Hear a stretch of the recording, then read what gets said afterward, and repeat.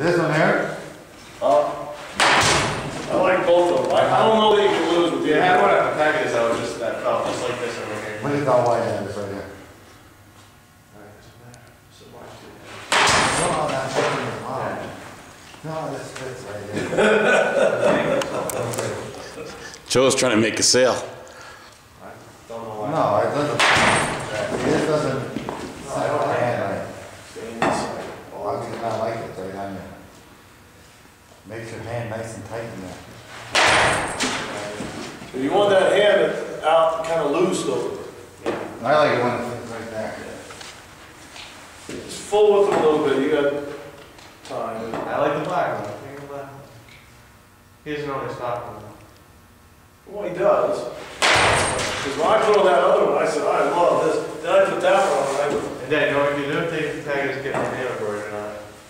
We don't need that.